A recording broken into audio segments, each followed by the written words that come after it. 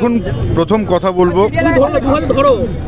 কল্যাণবাবু যেভাবে নিজের দলের একের পর এক বিধায়কের সঙ্গে তিনি দুর্ব্যবহার করছেন এবং পাশাপাশি সাধারণ মানুষের সাথেও দুর্ব্যবহার করছেন, নিশ্চিতভাবে এটা বলা যায় যে উনি হেরে যাবেন বলেই এই সমস্ত ঘটনা উনি করছেন। আমরা এর আগেও দেখেছি যে বিভিন্ন যারা সম্মানীয় ব্যক্তি, উপরাষ্ট্রপতি থেকে শুরু করে আমাদের সম্মানীয় গভর্নর থেকে শুরু করে বিভিন্ন যারা সম্মানীয় ব্যক্তি, তাদের বিভিন্ন অঙ্গ ভঙ্গিমা কল্যাণবাবু করে দেখান, বিভিন্ন মিমিক্রি উনি করেন। আমার মনে হয় রাজনীতি ছেড়ে ওনার মিমিক্রির প্রফেশনটাই বেছে নেওয়া উচিত।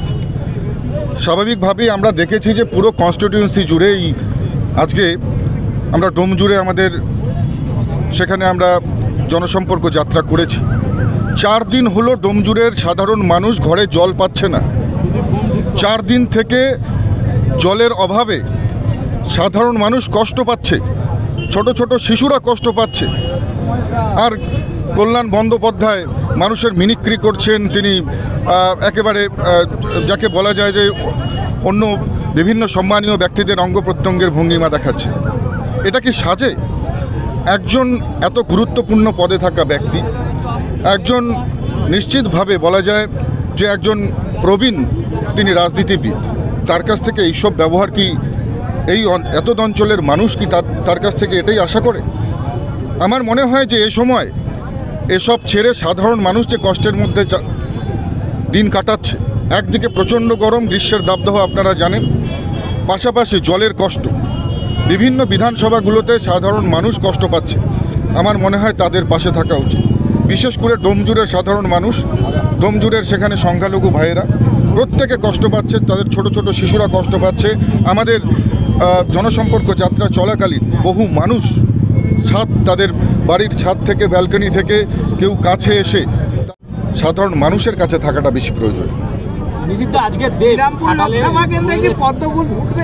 নিশ্চিতভাবে আজকে মানুষের যে জনজোয়ার আমরা দেখেছি, ডোমজুড়ে সাধারণ মানুষ, সেখানে ডোমজুড়ের একটা অংশে ব্যবসায়ী সমিতিকে জোর করে সেখানে দোকানপাট বন্ধ রাখা হয়েছিল। তারপরেও সাধারণ মানুষ, সংখ্যালঘু ভাই থেকে শুরু করে বিভিন্ন হিন্দিভাষী ভাইয়েরা সেখানে কিন্তু উৎসবের মেজাজে সাধারণ মানুষ রাস্তার দুধারে দাঁড়িয়ে তাদের দুহাত ভরে আশীর্বাদ আমাদের প্রার্থী কবির শঙ্কর ঘোষকে করেছে। নিশ্চিতভাবে সাধারণ মানুষের এই যে স্বতঃস্ফূর্তভাবে যে তাদের যে সমর্থন, তাদের যে একেবারে বলা যায় যে উৎসাহ, এটা দেখে বোঝা যাচ্ছে নিশ্চিতভাবে এবারে শ্রীরামপুরে পদ্ম ফুটতে চলেছে।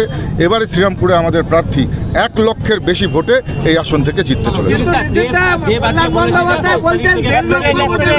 দেব আজকে বলেছে 10 তারিখ থেকে 20 তারিখের মধ্যে কেশপুরে একটা বিজেপি কর্মীকে মারা হবে এবং সেই মৃতদেহ নিয়ে বিজেপি রাজনীতি করবে এবং প্রার্থী জেতার চেষ্টা করবে। কি বলবেন?